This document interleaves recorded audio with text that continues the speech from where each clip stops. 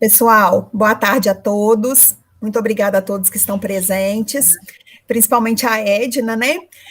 O meu encontro com a Edna foi algo tão natural, né? Eu comecei a segui-la no Instagram, li algumas notícias a respeito dela, do trabalho dela, e durante a pandemia eu tive a oportunidade e o privilégio de conversar com ela até a respeito de um caso particular meu.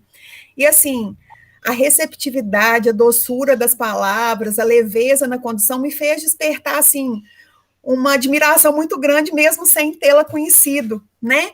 E pelo menos a pandemia tem nos permitido isso, né, Edna? Ter É contato com verdade. pessoas que a gente às vezes não teria possibilidade de conversar sequer se fosse presencial.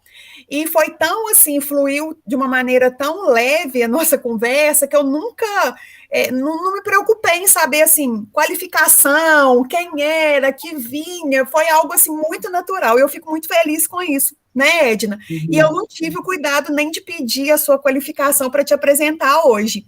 Então, eu Mas, gostaria que você se apresentasse e ficasse à vontade para com falar cer- com os nossos alunos. Muito com obrigada. certeza. Obrigada a você, agradeço muito o convite. Vai ser um prazer conversar com seus alunos, principalmente se forem motivados do jeito que você está falando que Uhum, são, e tiverem um olhar, um viés sistêmico, né, para o todo, e não para aquela coisa do litígio, do ganha-ganha. Isso me incomoda profundamente. Eu uhum, acho que o advogado ele tem um poder enorme nas questões, nos conflitos uhum. familiares, para tentar equacionar, se ele quiser. Né? Senão, ele vai direto para o judiciário, aí começa uma guerra que não tem fim, a Verdade. criança sofre e é um horror. Mas, Até, enfim, meu Edna, nome é Edna Galvão, eu sou pedagoga, psicopedagoga, historiadora, fiz o mestrado em educação na Unirio, Universidade Federal do Estado do Rio de Janeiro, e nesse mestrado eu utilizei o tema paternidades do século XXI, que saiu um livro.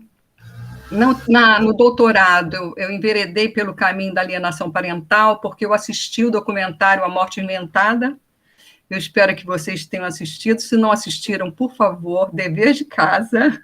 eu tenho até o livro, se algum aluno depois quiser, está à disposição. Assista, porque é muito, muito importante, vai Verdade. dar um panorama assim do que é alienação parental muito maior do que eu vou falar. Esse é o livro que eu usei o documentário como objeto de estudo. Então, eu coloquei vários depoimentos aqui no livro, e são depoimentos muito fortes, muito, muito contundentes, então mexem muito com a gente. Mas, enfim, o problema existe, né? Já existe há muito tempo, sempre existiu, desde que a humanidade existe. O nome é que é novo, alienação parental é um nome novo para esse problema, como já diz o presidente do IBDFAM, do Instituto Brasileiro de Direitos de Família, Rodrigo da Cunha Pereira, que é de Minas, vocês devem conhecê-lo, e ele fala isso, que é um nome novo para um problema antigo. Então, alienação parental, o que é? É uma violência psicológica que se faz, né, de um dos pais, mas não necessariamente deles, pode ser de avô, pode ser de tio, de primo, de qualquer adulto que tenha essa criança sob sua responsabilidade. E no intuito de afastar uma pessoa que a criança ama dessa criança. O objetivo é só esse, o maior objetivo, mas dentro dos indícios dos atos de alienação parental surgem outras coisas, né? Olhares, discursos, ações sutis, invisíveis muitas vezes, sabe? E aí as coisas foram acontecendo, porque os comportamentos humanos são dinâmicos e mudam o tempo inteiro.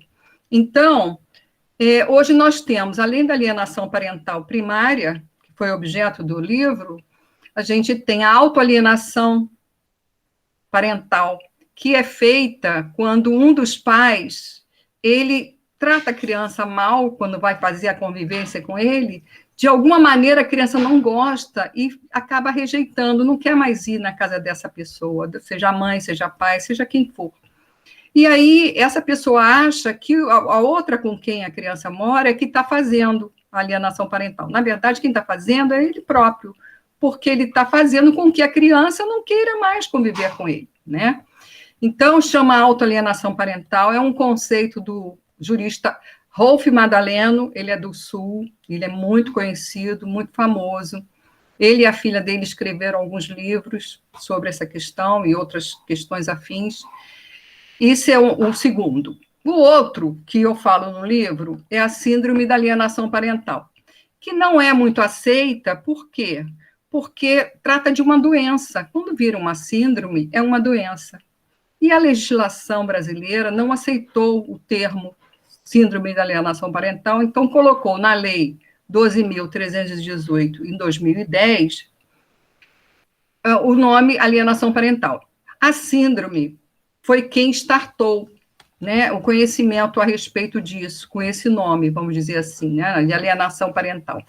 O Richard Gagnon, que era um psiquiatra americano, na década de 80, mais ou menos, ele criou esse conceito de síndrome porque ele viu no consultório dele muitas crianças apresentando muitos problemas. Problemas de agressividade, problemas psicossomáticos no corpo, né, que faziam com que a criança fizesse xixi novamente na cama, e regredisse, roesse unha, etc, etc.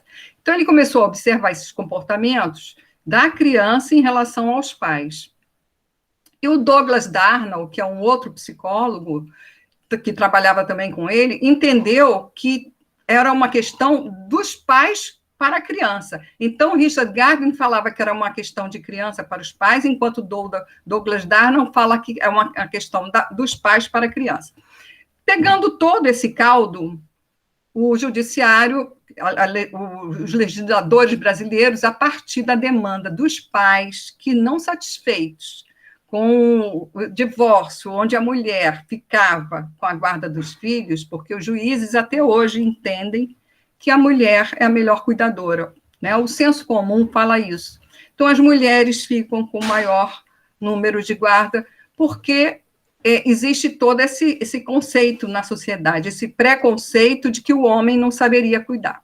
E os homens insatisfeitos começaram a reivindicar seu espaço também junto aos filhos. Mesmo que eles não fossem, durante o casamento, os pais ideais, eles queriam, agora, conviver mais com os filhos. E havia esse impedimento de os juízes entregarem sempre mais a guarda para as mães. E aí começaram a fazer essa movimentação, a demandar, né, que a sociedade visse isso, junto às organizações de pais e mães separados, tem várias associações a respeito disso. E eles começaram, então, a produzir um anteprojeto que acabou culminando nessa lei de alienação parental, que protege as nossas crianças, junto com outras normas, né, de proteção integral, como o ECA, o Estatuto da Criança e do Adolescente, como a própria Convenção Internacional da Criança, e a própria Constituição Federal, né, que já, em 88, já colocou a criança como sujeito de direitos e não mais como objeto.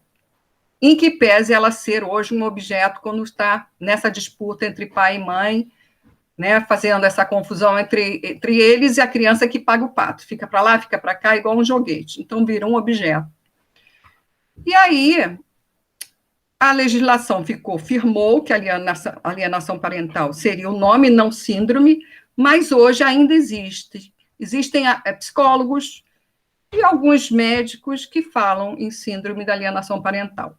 Em alguma medida, o Richard Gagnon, ele tem razão quando ele fala em 3 níveis de alienação. É o leve, o moderado e o grave, porque isso acontece na nossa alienação também, né? Quando que se trata de grave? Quando existe uma denúncia falsa de que houve um abuso sexual. Porque a mãe, no caso, normalmente é ela, não que o pai não possa fazer, mas normalmente é a mãe, até porque 69% da posse de guarda está com ela ainda, ela começa a inventar histórias, porque sabe que assim que chegar no judiciário, essa notícia de que houve um abuso sexual, um abuso contra a criança, na hora o juiz vai afastar esse pai. Então, o objetivo dela, se era esse, ela vai alcançar imediatamente. Então, é uma alienação parental gravíssima, é um nível gravíssimo, né? O que é um leve? O leve é quando diz assim, não, seu pai hoje não vem, não, ele está lá com a namorada dele, está colocando coisas na memória da criança, fazendo com que a criança vá, aos poucos, denegrindo aquela imagem, né, do pai. E o leve, o moderado já é uma coisa um pouco mais grave, quando começa a impedir que a criança saia com esse pai. Inventa, por exemplo, ele tem uma festa hoje, não vai poder ir com você. Ou então a criança fica doente, ela não avisa o pai.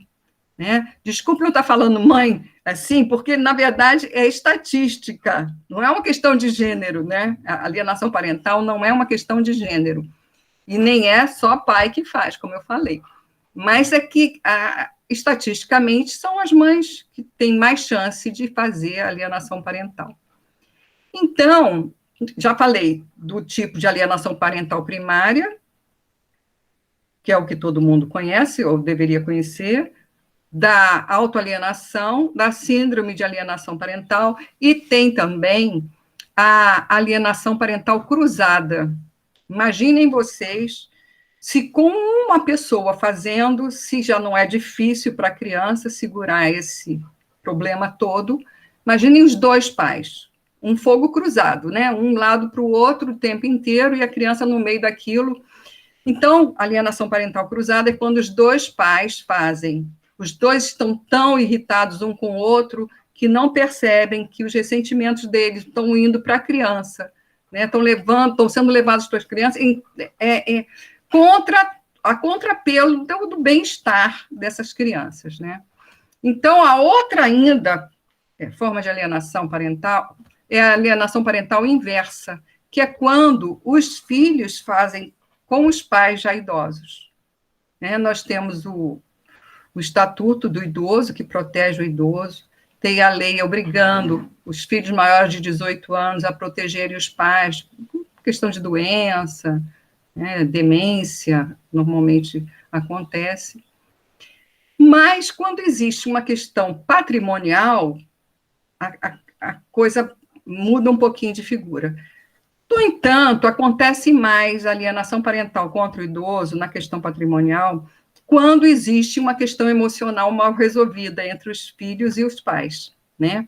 Então, foram negligentes por alguma coisa e o filho, na hora, devolve inconscientemente isso. Mas são esses tipos de alienação parental que a gente está lidando com essa dinâmica dos comportamentos que mudam a toda hora. Então, alguns cuidados são precisos, né, que a gente tenha, que os pais tenham com as crianças. Um deles é quando eles vão refazer o casamento com outra pessoa, vão fazer o casamento, vão casar novamente, vão arrumar uma namorada, vão arrumar um marido, seja o que for, porque isso tem que ser dado um tempo para essa criança elaborar essas questões. A criança não consegue de imediato, porque na cabecinha delas, ainda os pais estão juntos. Eu conheço uma pessoa de 48 anos que diz que até hoje, na cabeça dela, os pais dela estão juntos. E eles se separaram quando ela tinha 18 anos. Então, você imagina, são 30 anos pensando ainda nos dois, juntos daquele jeito. Então, é muito difícil para a criança absorver essa nova madrasta, por melhor que seja, e eu acredito em madrastas boas, não acredito na madrasta da Cinderela, aquilo acontece, como acontece com mãe também, né? Com pai também. Nós somos humanos, nós somos sombra e luz, então tudo pode acontecer. E então eu recomendo muito isso, muito cuidado, muita atenção com o tempo que é dado para a criança elaborar essa nova companhia do pai ou da mãe, né? E que todo cuidado também seja feito na hora de conviver, não de visitar, porque pai e mãe não visitam filho, convivem. Esse termo visita está sendo retirado. O IBDFAM é um instituto muito progressista. Vocês, como futuros advogados, devem, inclusive, ficar atentos e lerem, né, coisas de lá, porque são muito interessantes e muito atuais. E eles se preocupam muito em atualizar, porque a palavra tem muita força, tem muito poder, né? Então, essa questão da convivência é impressionante como muda, porque visita é uma coisa, conviver é outra. Hoje eu vi um post no meu Instagram falando que avós visitam. Aí eu falei, não visitam também, porque a avó convive, né? Não é visita, esse termo visita não é mais para ser usado. Visita social, visita de amigo, né? Mas assim, parente, próximo, não pode. Então, é um cuidado que a gente tem que ter, e a questão da autoalienação é um outro cuidado, do pai que está convivendo, perceber se está sendo, né, validando os sentimentos do filho, porque isso é super importante. Se o filho chega com uma queixa, dizendo, por exemplo, que está com dor de barriga, tá nada, filho, daqui a pouco você tá bom. Então, se rala o joelho, dói, chora, levanta, levanta, levanta. Entendeu? Então, qualquer coisa, como a cabecinha da criança está num momento muito complicado, dessa separação dos pais, dessa adaptação a essa nova vida, são muitas mudanças, tem que se ter muito cuidado, tanto pai quanto mãe, nessa convivência. E por falar em convivência, a gente vai falar em guarda, né, que é uma outra coisa muito importante na questão da alienação parental.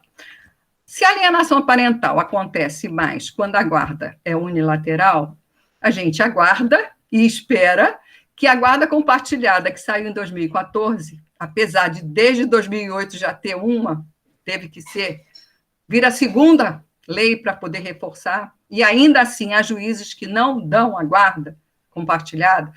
Tem um juiz que eu conheço que diz, eu só dou para a mulher. A guarda eu só dou para a mulher. Pode isso, mas existe. Então, essa questão da convivência equilibrada é fundamental. E é muito mais fácil que a criança possa conviver, exercer esse direito fundamental que ela tem de conviver com ambos os pais, se ela puder estar convivendo com eles dois numa guarda compartilhada. Aí tem gente que fala, puxa, mas o acordo, será que às vezes os pais não concordam? Será que é bom dar para quem não concorda? Se não der, vai ser pior. Então, pelo menos a guarda compartilhada dá uma oportunidade do pai já ter ali determinado pelo juiz os dias de convivência dele. E aos pouquinhos, né, na base da cooperação, pai e mãe vão se entendendo e vão fazendo essa convivência ficar mais equilibrada para o bem da criança. Então, a guarda compartilhada, Rodrigo da Cunha Pereira fala, é um antídoto para a alienação parental. E aí eu vou parar por aqui e vou esperar de vocês as perguntas todas que a gente possa começar a responder, o que vocês quiserem perguntar. Eu posso ter atropelado alguma coisa no meu discurso aqui, mas vocês estão atentos aí para perguntar o que vocês quiserem. Podem ficar à vontade. Vamos lá.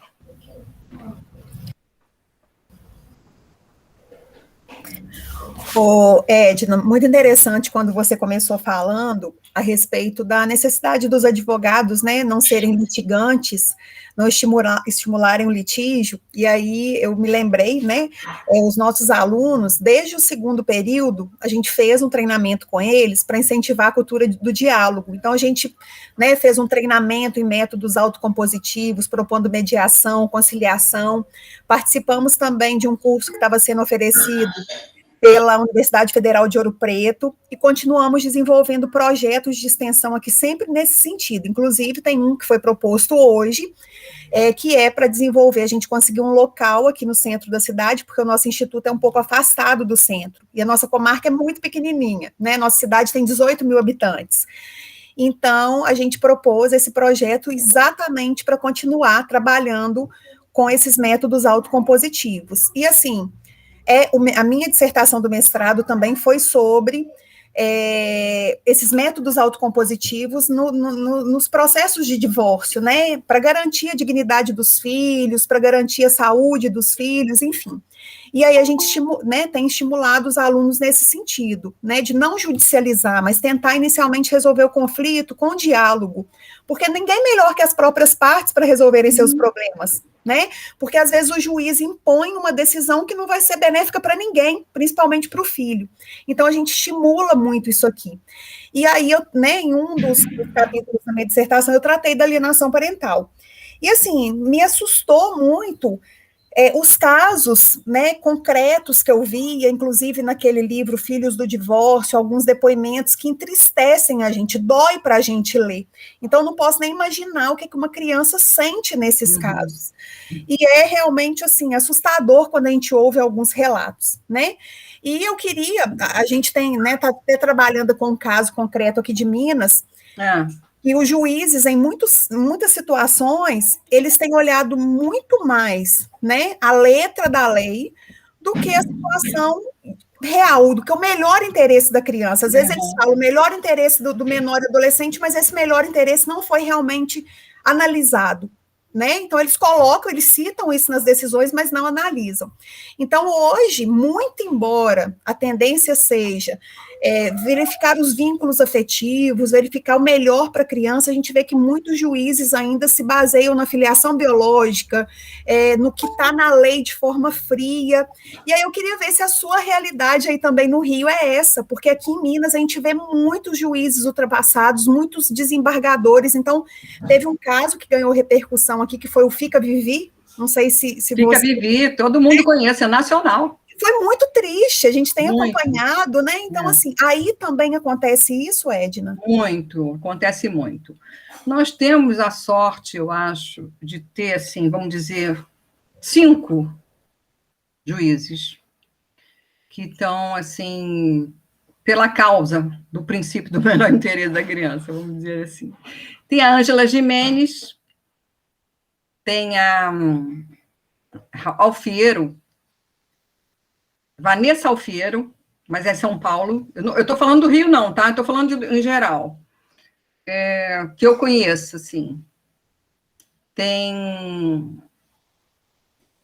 Eu acho que mulher são essas 2, e homens eu não sei o nome deles. Mas, assim, eu quero dizer que talvez não chegue a 5, que eu conheça, tá? Que são preocupados com essa questão de analisar, né, de modo sistêmico. Tem o Zamir, né, que fala da constelação, ele também é outro juiz, eu acho que ele trabalha junto com a Vanessa Alfiero. Então, são poucos. O que a gente percebe que tem que ter mais capacitação aos desembargadores, aos juízes, aos operadores do direito em geral, advogados, Ministério Público, Conselho Tutelar, todo mundo precisa ser melhor informado e mais capacitado para poder lidar com essa situação que é muito séria, né? Além de séria, ela tem umas nuances que, às vezes, nem todo mundo percebe. Então, exige também a presença da equipe multidisciplinar para ajudar o juiz, né, a avaliar. A questão do depoimento especial, que agora está sendo mais utilizado. Então, são muitas questões, mas eu acho que o Brasil inteiro passa por esse problema, sabe? As pessoas estão muito arraigadas ainda aos seus preconceitos, seus valores antigos, e isso faz com que o negócio não flua, né? Você vê, a celeridade da justiça está onde? Para o caso da criança, para atender o princípio do melhor interesse da criança. Não existe. Porque a criança, se entrar ali, para sair dali, aquele problema, aquele processo vai demorar. Então, o ideal, por isso que eu falei logo de cara com os advogados, aí, os nossos futuros advogados, precisam realmente mudar, sabe, o mindset, precisa mudar esse foco. Não é o litígio que vai resolver os nossos problemas. Se fosse, tamanha quantidade de processo, não estaria lá parado, concordo? Então, a gente precisa mudar esse jogo. Tem a comunicação não violenta do Marshall Rosenberg, tem a constelação do Bert Hellinger, né? Tem o direito sistêmico, que alguns juízes estão adotando, que é o caminho, são caminhos, os caminhos para a gente fazer dentro da harmonização, da cooperatividade e do pensamento em cima do bem-estar, do interesse da criança, né? E de todos os envolvidos, porque, na verdade, todos sofrem, todos os envolvidos em alienação parental sofrem, não é só a criança, né? O nosso foco é a criança. Nós tem feito vários cursos de capacitação, vários mesmo. E quem vê o meu Instagram está vendo, toda hora eu estou postando uma formatura de alguma coisa. E aí, nesses cursos, a gente lida com muitos psicólogos e muitos advogados. todos eles que estão nesses cursos já têm um olhar diferenciado. Todos eles já têm um olhar sistêmico, sabe? Já querem realmente atingir. Quando chega uma pessoa lá para fazer o divórcio e vem com indícios, a pessoa percebe que tem alienação parental, ela diz assim, olha, você não perceber que a alienação parental faz mal para o seu filho assim, assim, assim, assim, o meu foco é a criança, não é você, apesar de você estar me pagando, eu não vou pegar seu caso. Então, já existe uma conversa ali, de jeito que a pessoa entenda que o caminho não é aquele, não é o caminho do litígio. Então, a mediação é uma belíssima ferramenta, que, aliás, eu sou mediadora familiar também, só atuo em casos de família, tanto no Sejusc Capital, quanto privadamente. Então, assim, são muitas as formas que a gente tem. A gente não precisa seguir aquela coisa do curso, né, de direito que vai levando a gente direto lá para o litígio. Não é o caminho mais. Nós não estamos mais nesse momento, né? Então, agora vamos abrir para a Sara. A Sara levantou a mãozinha há um tempão. Vamos lá, Sara. Vocês estão me ouvindo bem? Muito bem, pode falar. Então, eu tenho duas perguntas, na verdade. Uhum. Quando a senhora falou, né, esses diversos casos que às vezes deixam a gente até um pouco assustada, eu fiquei me deparando quais seriam os limites, né? No meu caso, como uma advogada futuramente, se eu ver o meu cliente fazendo alienação parental, quais são os limites, sabe? Será que é o meu limite alertá-lo? Sabe? Será que é esse o meu papel? E ainda como eu devo alertá-lo, né? Você ainda falou da linguagem não violenta e tudo mais. Eu não consigo pensar em falar nesse assunto de uma maneira tão leve e tão, assim, como um ensinamento mesmo, sabe? Para o meu cliente. E aí eu me deparei muito com essa questão, sabe? Como operadora do direito de, né, claro, né, fazer um atendimento humanizado, mas até onde seriam os meus limites, né, desse alerta? Como é que eu deveria fazê-lo? E a segunda pergunta, na verdade, é se tem algum mito, né, nessa vertente da alienação parental que a senhora julga, assim, muito frequente, que uma pessoa fala, olha, é isso, assim, assado, mas, na verdade, não é, né? E é isso. Em termos de mito, eu não entendi. Você perguntou mito? É um mito, algo que, por exemplo, o senso comum, né, julga, além desse caso da mãe ser, na maior parte das vezes, a alienante, alguma questão, assim, que o senso comum é uma coisa, né, mas você, como especialista, analisa e vê que é outra completamente diferente. Olha, eu acho que um dos mitos que existe é o fato de dizer que a mãe faz. Não é verdade. O outro é dizer que é uma questão de gênero. Não é verdade também. A questão da revogação da lei, que vocês devem estar sabendo, né? Existe uma tentativa de revogar a lei, tem um projeto para revogar essa lei. A meu ver, não tem o menor sentido.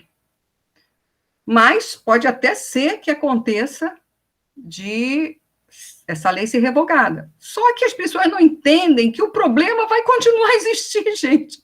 O que vai acabar se a lei for revogada? O problema vai continuar a existir, ele sempre existiu, e, infelizmente, nós precisamos cada vez mais de leis e não de revogação delas, né? Mas, seja como for, o problema persistir, vai persistir mesmo, nós temos outros caminhos, os advogados têm outros caminhos para lidar com essa questão, né? Tem a questão do princípio do melhor interesse da criança, é um sujeito de direito, né? Então não pode sofrer violência psicológica, tem a Lei 431 agora, né, 13.431 de 2017, que fala sobre o depoimento especial, dando oportunidade para a criança, dando voz à criança. Então, os mitos que eu vejo, tirando o mito da Medeia, né, de Homero, lá no final, lá no começo, que ela matou os filhos porque Jasão não quis mais ficar com ela, é uma barbaridade isso. Mas hoje a gente vê. Outro dia tinha no Instagram um filme, um vídeo, onde uma mãe dizia assim para a menina, dentro do carro, olha, nós estamos viajando porque nós vamos embora, tá? Da vida do seu pai, a gente vai morrer hoje. Vocês viram isso? Criança devia ter 1 ano e pouco. Meu Deus. Eu vi esse vídeo, é muito triste. Você viu, Luísa? Eu vi. Nossa. Não tinha 2 anos a criança. E a criança dizia, aí ela dizia assim, então, dá Deus pro papai. Aí a criança dizia assim, eu não quero dar Deus pro papai. Olha, gente, uma coisa horrorosa. Aí me lembrou imediatamente da Medeia, entendeu? Só que ela ia se matar com a criança, né? Acho que acabaram sofrendo um acidente, eu não sei bem. Sim, ela sofreu um acidente feio e a menina chorava tanto que eu falei, eu não vou terminar esse vídeo. Pois é, a gente nem consegue ver de tanta barbaridade que é. Então, a questão do mito é essa. A outra pergunta... Vídeo. Eu falei, não, vou terminar só pra... Não entendi o quê? Luísa, o que você falou? Luísa, seu áudio falhou, repete, por favor. Não, eu falei que eu terminei de ver mesmo, só para finalizar o vídeo, mas não querendo ver. Sim. Então, Sara, a primeira pergunta, você pode repetir, por favor? Seu som. Está desligado o microfone, Sara. Sempre acontece isso. Os limites, né? Como uma advogada Me lembrei. inserir esse assunto. Me lembrei. Olha só. Quando você já tem uma cabeça voltada para esse caso que a gente está falando, né, de uma advocacia mais humanizada, mais cooperativa, promovendo a harmonia entre o ex-casal em benefício dos filhos. Eles podem brigar entre eles, mas na frente dos filhos eles não podem. Né? Se você já tiver esse entendimento, no decorrer da sua graduação, você vai sedimentando isso. Então, na hora que você tiver seu escritório, na hora que você precisar atender alguém, vai ser fácil para você. Como as pessoas hoje que estão se capacitando junto comigo, já atuam, sabe? Elas preferem não ganhar o dinheiro do que pegar a causa. Se o pai insiste em querer ferrar a mãe, por exemplo, e a mãe insiste em querer ferrar... Você está entendendo? Porque a criança é que é o objeto dela, dessa pessoa, desse advogado. É o foco. Ele quer resolver a questão por causa da criança. Porque divórcio, se não tem filho, não tem problema nenhum. Né? Um só querendo já está resolvido. A gente sabe disso. Mas quando existe filho, o negócio muda. E se a gente quer uma sociedade melhor, um mundo melhor para os nossos filhos, nossos netos, a gente tem que começar, cada um fazer um pouquinho. É um trabalho de formiguinha. A gente sabe que é um trabalho de formiguinha. A gente está fazendo um trabalho de formiguinha, porque mudar a cabeça dessas pessoas é muito difícil, entendeu? Então, o limite é você que vai dar. Né? O limite está dentro da gente, sabe? Não tem como, não tem receita de bolo. Não existe. Agora, tem aquele advogado que não tem escrúpulo nenhum também, não é verdade? Então, vai fazer.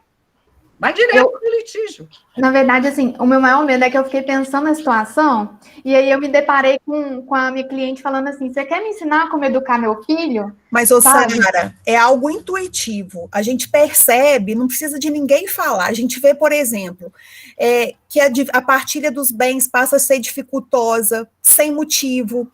Que, por exemplo, a questão da pensão, às vezes ambos os pais têm uma situação tranquila, confortável, e a mãe ou não concorda com o valor, ou o pai não quer pagar. Então, assim, é intuitivo. Você não vê motivo para aquele litígio existir que não algum conflito não resolvido entre o casal que passa a se refletir nos filhos. Então, assim, você vê assim, tem um patrimônio enorme, tem 5 imóveis, eles não conseguem dividir o imóvel, chega na hora de fixar a guarda, eles concordam que a guarda fique com a mãe ou que seja compartilhada, mas agarram na pensão. Ambos sabem quais que são os gastos do filho, é X, então vão dividir X por 2, e eles não conseguem resolver o conflito, porque vai além da questão patrimonial e se reflete nos filhos. Então, é muito intuitivo, você não precisa se preocupar que você vai verificar. A gente consegue, com critérios muito simples, verificar que aquilo ali é um caso que os filhos estão sendo usados como objeto daquele conflito, porque, assim,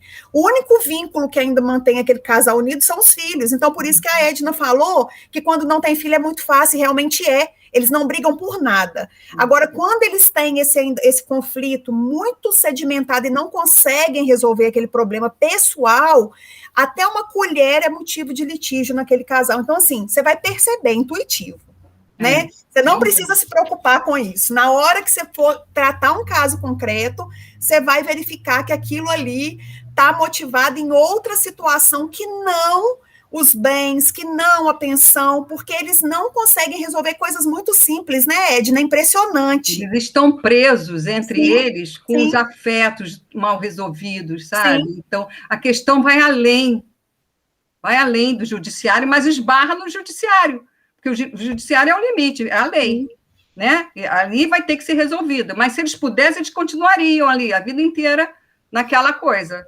E vão brigar a vida toda, né, Edna? Como se fala... Não paga pensão, não exerce o direito de visita, não entrega o filho no horário e na data marcada. Nossa, coisas tão simples de resolver. Tudo é motivo, né? Tudo é motivo. É uma coisa muito séria, muito séria. E vai além dessa coisa, da questão de patrimônio. É além. É a questão... A psicanálise fala que é o gozo, né? Ela não quer deixar o outro, sabe? Então, é uma questão complicadíssima. Alguém fez uma pergunta, acho que foi Juliette. Juliette, não pode falar? Tem alguns alunos que não têm microfone. Ah, tá. Está falando dos bens de companheiros adquiridos durante 5 anos. Pois é, uma das questões de patrimônio, aí, divisão de patrimônio, nossa, é mais um gancho para esse conflito continuar e perdurar, né? É um complicador, é um complicador. A Luísa está com a mão levantada, Edna. Vamos ver, Luísa, o que você tem para falar? Edna, assim, eu nunca cheguei a ver esse caso, então, como a senhora está aí no Rio, eu acredito que a problema no áudio, né? Tá direitinho agora? Tô ouvindo agora. Como eu disse, eu acredito que aí no Rio. Tá falhando, né? Está falhando bastante o áudio. Quer escrever, Luísa? Escreve. Edna, uma coisa que sempre me causa um pouco de dúvida é saber, assim, a alienação parental, ela é mais grave em crianças de menor idade ou em crianças mais velhas? Porque, inclusive, nesse livro, Filhos do Divórcio, eu li relatos de filhos mais velhos, às vezes até maiores de 18 anos já, que tiveram problemas de relacionamento, assim, muito sérios, e às vezes nas crianças menores parece que o problema foi com menos intensidade, e aí eu achei que era exatamente o contrário. Eu acho que varia de criança para criança, de adolescente para adolescente, do vínculo que era formado enquanto estavam casados os pais, da relação que existia entre eles, né? Varia muito de criança para criança, isso é um fato.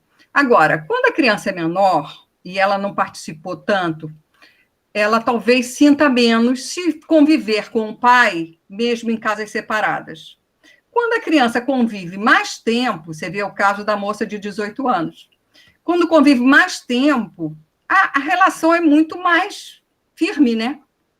O vínculo é muito mais forte. Verdade. Então, ela sente de uma outra maneira, né? Mas de acordo com cada um, subjetividade de cada um.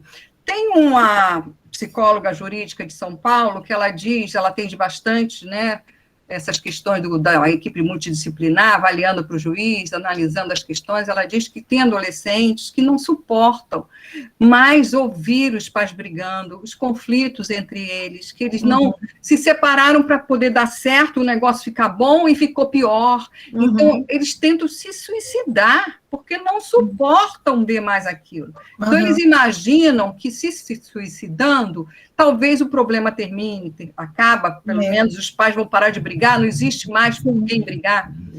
Então, assim, tem de tudo, Paula. Porque muitos filhos acabam achando que o problema são eles, né? Exato, ainda que cada um carrega a culpa e acha que merece. Né? O ombro fica, assim, pesado, de tanta culpa. Então, assim, varia muito, né? A psicanálise é que tem que dar conta, né? Dessas coisas. Verdade. Então, o mal está feito ali. A gente só não sabe em que nível, né, que está feito aquilo. A Juliette está falando que já passou por isso. Pois Certo é, se não tiver uma boa comunicação, né? A gente até trabalhou com os alunos também, com a CNV, né? Comunicação não violenta. Se não tiver uma boa comunicação em qualquer idade, é prejudicial para os filhos, né, Edna? É verdade. Conflito, Ô, né? Paula, você aguarda só um minutinho que eu vou fechar a porta aqui, por favor? Tá, sem problema. Tá. Luísa, só um segundo que a gente já te ouve, tá? Tá me escutando direitinho? Agora sim. Agora tá? Tá. Tava falhando muito o seu áudio. O meu computador aqui fechou a internet. Aí eu nem percebi. Uhum.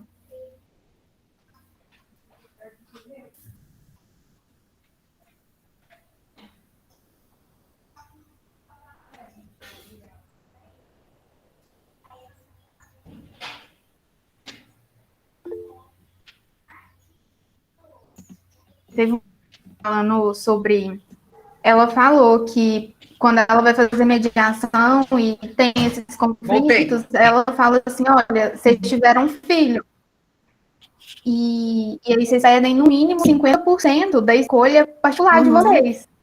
E eu achei isso muito real. Sim. Luísa, quer falar agora? Vê se a senhora tá me escutando. Tô. Como eu falei, eu acredito que aí no Rio deve ter mais, né, nessa questão dessa demanda que eu vou falar, porque aqui eu nunca vi. É mais uma questão de gênero, porque eu acho que a alienação parental não é tanto sobre a mãe e o pai, óbvio, né, tem a mãe e o pai, mas em questão de uma criança, né, para adoção, ela deve ter alienação parental das pessoas responsáveis por elas, naquela fundação, casa, instituto, algo assim. E quanto um casal, né, de gays, um casal de lésbicas, né, tentam adotar uma criança, eu fico imaginando se existe essa alienação, né, desses responsáveis por, olha, é um casal completamente incomum, se tem essa alienação, ou se eles são, tipo assim, completamente adeptos a esse novo conceito, né, de família. E a senhora já pegou algum caso assim? Não, o que acontece é que hoje a paternidade, a parentalidade é socioafetiva, né? Não adianta mais ser só biológico, você tem que adotar o filho de qualquer maneira. Então, filho adotado, seja filho biológico ou socioafetivo. Então, essa situação pode acontecer. Na verdade, não temos ainda, pelo menos eu não vi, nenhum artigo falando sobre a questão dos homossexuais adotarem uma criança e praticarem alienação parental. É muito provável que pratiquem, né? Muito provável, porque são condições humanas, né? De comportamentos, de diferenças de pensamento. Então, isso é bem provável. Mas não li nada ainda a respeito. É uma possibilidade de vocês até, como vão fazer trabalhos diversos aí até a graduação total, criarem, né, coisas novas, criarem teses a respeito disso. Porque, como eu falei, a autoalienação foi de 2015, a autoalienação, o conceito. De 1980 para cá, olha só quanto tempo, mas as coisas vão mudando, e agora com mais velocidade. Aí apareceu a alienação parental cruzada, agora, de 2017. Então, assim, essa outra que você está falando vai aparecer. A inversa do idoso também é recente. Já estão falando numa alienação parental fraterna, entre irmãos. Quem não lembra da história da Branca de Neve? Da Cinderela, que tinha as co-irmãs, as duas, morriam de inveja dela, né? E faziam alienação parental, sem contar o que a madrasta fazia também. Mas, assim, essas coisas são parte da nossa dinâmica, da vida social, né? Dos comportamentos humanos. E esses vários tipos de família que hoje nós temos, com certeza, em todos eles deve acontecer alguma coisa nesse sentido, né? Não temos nada ainda, isso não quer dizer que não estejam sendo feitos agora esses artigos, eu estou dizendo que eu não li nada ainda a respeito, mas procurem no Google, quem sabe aparece, né? Coloca lá naquela pesquisa o homoafetivo, paternidade socioafetiva, existe alienação parental, alguma resposta vai acontecer. Eu não dou conta de todos esses tipos aqui que eu já falei. Imagina procurar mais um. Eu vou me deter na questão da não revogação da lei, porque eu acho que é um tiro no pé revogar a lei, sabe? Verdade. Mas é isso, meninas e meninos. Edna, a Magda também levantou a mão. Você consegue responder a pergunta? Claro. Vamos lá, Magda.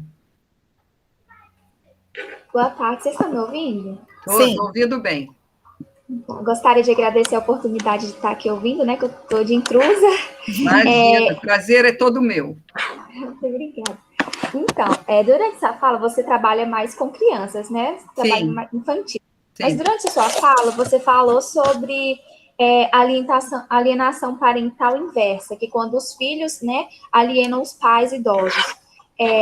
Eu queria perguntar, assim, quando a gente percebe os primeiros sinais dessa alienação parental inversa, quais seriam os primeiros passos, né? Porque não acontece ainda uma questão de judicializar esse acontecimento, né? Mas quando a gente percebe esses primeiros sinais de uma alienação parental inversa, qual seria o primeiro passo para intervir? Olha, eu acredito que...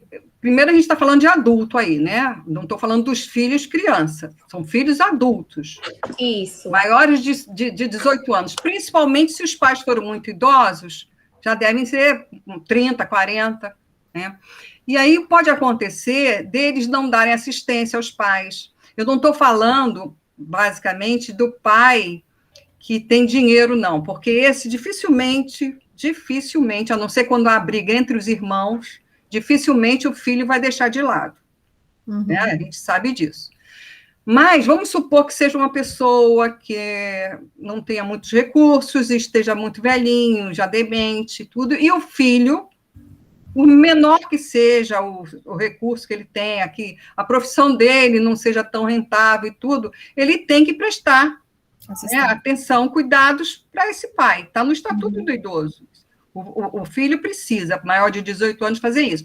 Então, no momento em que não há, em que ele coloca uma pessoa para cuidar, ou não coloca essa pessoa para cuidar, já é um indício. Ou ele cuida ou bota alguém para cuidar. Não pode deixar a pessoa idosa, ao Deus dará. Então, já é um indício. Mas essa alienação parental inversa ainda também é um conceito novo. Então, a gente não tem muita coisa, né? Eu acho que talvez tenha alguma jurisprudência já, talvez tenha, é questão de pesquisar. A ideia que eu sugiro para vocês, que eu dou para vocês, é que pesquisem todas as dúvidas que vocês tiverem, porque vai surgir muita coisa, porque a gente não dá conta de tudo. Verdade. Não é? Então, toda a sociedade transforma, né, Edna? A gente para escolher qual é o caminho que eu vou seguir, eu vou seguir por esse caminho, isso me atrai. Por que eu escolhi falar de paternidade na dissertação de mestrado? Porque eu tive um pai ausente, ele era presente, mas ausente. Então, eu sentia a falta dele a vida inteira. E aí, quando a gente vai fazer uma pesquisa, a gente é movida por alguma coisa inconsciente, que nos leva para aquele tema. E eu fiz paternidade. E na hora do doutorado, eu quis dar uma sequência a questões de família, e a bola da vez era o documentário do Alan Minas. Então, eu achei que a alienação parental era uma coisa que eu precisava investigar, e foi isso que eu fiz. Então, assim, investiguem, pesquisem, aluno é isso. É estudo, e pratiquem artigos, escrevam muito e mandem para esses locais. Vocês, como do direito, têm o conjures, têm o migalhas, olha, são tantas as opções, né? Então, assim, vão escrevendo e vão mandando, vocês vão elaborando o próprio pensamento na hora que escrevem. Sim. Outra pessoa lê, dá uma sugestão. Escrevam em dupla. É muito importante isso.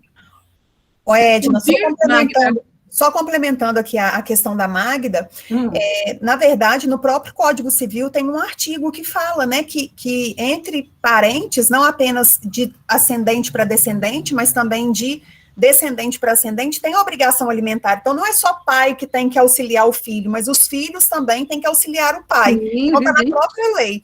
E aí, assim, verificando isso, tem o Ministério Público, né, que é curador dos idosos, a gente tem o Estatuto do Idoso, então tem órgãos, né, de assistência social responsáveis por... O idoso é tutelado pelo Estado. Né? Ele é tutelado então, assim pelo como Estado. A criança, né? Assim como exatamente, né?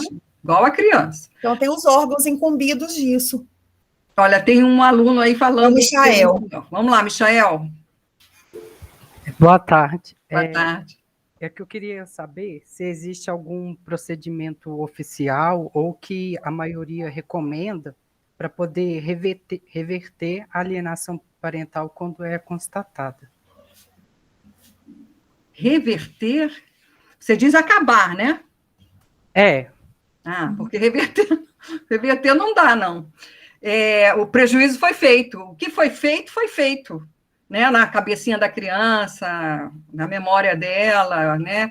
A falta de convivência que ela teve, não tem como resgatar isso, né? Tem que como mudar, transformar para modificar essa situação. E aí é a equipe multidisciplinar. Quando chega no judiciário, e é uma questão mais séria, que o juiz entende que precisa de uma análise, de uma investigação, ele pede auxílio à equipe multidisciplinar, composta por psicólogos, por, de repente, até médicos, psiquiatras e assistente social, e eles analisam o caso e dão para o juiz uma coisa mais pronta, né, em termos de perícia, vamos dizer assim, para o juiz ter mais subsídios para analisar. E aí ele pode mudar. Ele muda como? Ele reverte a guarda.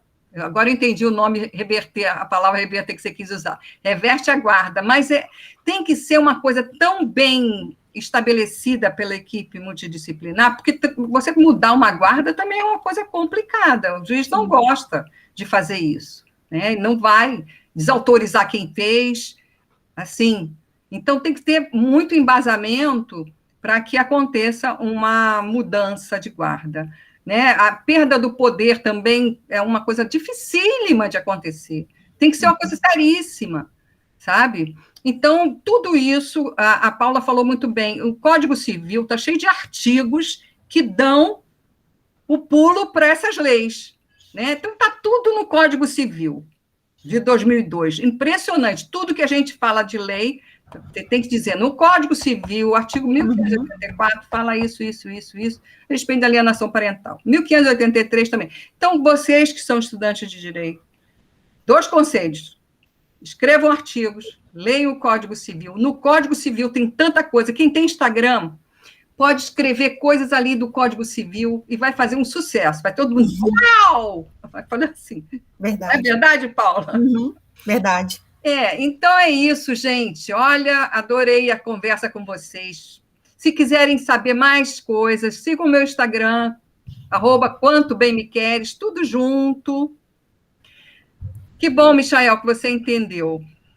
Gente, eu não tenho resposta para tudo, não, sabe? A gente esse trabalho de formiguinha que eu falei, que eu venho fazendo, ajudando pessoas. Eu sou psicanalista infantil também, então estou ajudando muita gente.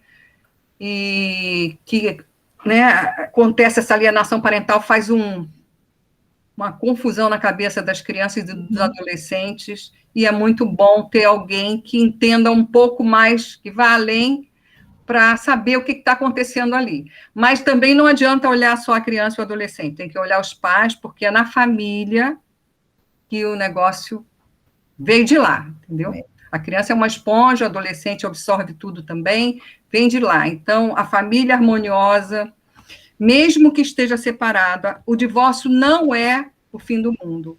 O que é o fim do mundo é o conflito que não para, que perturba a cabecinha das crianças e dos adolescentes. Isso é o fim do mundo. Porque para recuperar isso, só Deus. Verdade. Sabe? Verdade.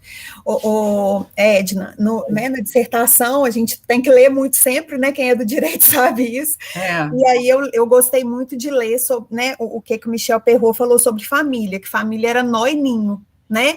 Que na família você encontra abrigo, proteção, mas é dentro da família também que eclodem os maiores conflitos, os maiores problemas. Então, se a família não tiver estruturada, é dentro dela que os filhos vão sofrer os maiores prejuízos também. E isso é muito sério, né, Edna? Porque assim, a gente é ser que precisa conviver. Então, a gente não vive sozinho. E isso, assim, é muito dolorido a gente pensar nisso, que a gente precisa da família, mas é dentro da família também que a gente vai encontrar nossas fraquezas, nossos problemas vão, a maioria, né, principalmente quando a gente é criança, vão surgir ali, vão ter que ser resolvidos ali. A pandemia acentuou muito isso, a gente tem visto muitos abusos, muita violência contra crianças e adolescentes durante a pandemia. E aí, só uma coisa para finalizar, que eu gostaria de te perguntar, que me veio a curiosidade agora, é se você já acompanhou esse trabalho das equipes multidisciplinares junto ao judiciário e se resolvem realmente, porque eu tenho essa dúvida. Então, verificou a alienação parental, houve o trabalho da equipe multidisciplinar, e aí quando o Michael me fez a pergunta, me veio à mente isso. É possível, assim, melhorar a situação com que a criança conviva com ambos os pais e um deixe, né, quem praticava alienação parental vai deixar ou isso persiste? Lembra que a gente falou da capacitação dos desembargadores? Uhum. Também precisa capacitar psicólogo e assistente social. Sim. Porque eles também não sabem, saem da graduação sem ter noção disso. Sim. Então, precisa estudar sobre alienação parental, sobre a Lei Maria da Penha, sobre um monte de coisas, não é? Verdade. Então, assim, a palavra-chave é capacitação. Então, muitos erros devem acontecer que a gente não sabe. Respondendo a sua pergunta, eu não trabalho com essa equipe. Sim. Quando eu vou para o Sejusc Capital, do TJ, é para fazer mediação. Sim. A equipe é formada por profissionais do tribunal.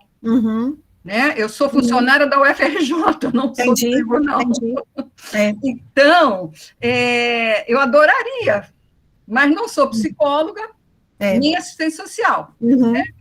Mas, mesmo que fosse, teria que fazer concurso, teria que esperar o concurso, aquela coisa. E a gente sabe que não tem concurso, o número é reduzidíssimo, as pessoas ficam exaustas, saem de lá exauridas.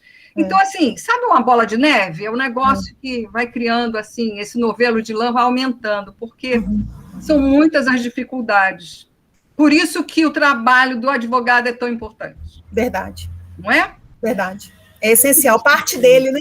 Não é? Do advogado, Exatamente, exatamente. Verdade. Então, olha, gente, muito boa sorte para vocês. Tenham um futuro brilhante aí pela frente. Escolham com cuidado, tá? E atenção, qual é a área que vocês vão atuar e façam com o coração, seja a área que for. Tá bom? Edna, muito obrigada. Imagina. A gente passaria aqui muito mais tempo com você. É verdade, é verdade. Bom te ouvir. Passa rápido, né? Me coloco também à disposição dos alunos, tenho certeza que você também, né? Assim, sim, claro. Olha, o meu YouTube é Edna Galvão, quanto bem me queres, tem um monte de live lá com vários profissionais, vocês podem também entrar, assistir ao filme A Morte Inventada lá no meu YouTube também, tá? Fiquem à vontade para entrar em contato comigo também pelo Instagram, tá? Muito obrigada. E daqui a pouquinho eu disponibilizo para você a gravação, tá? Gente, obrigada. Fiquem com Deus. Tchau. Boa tarde a todos, pessoal. Boa tarde. Muito obrigada, gente. Tchau. Tchau.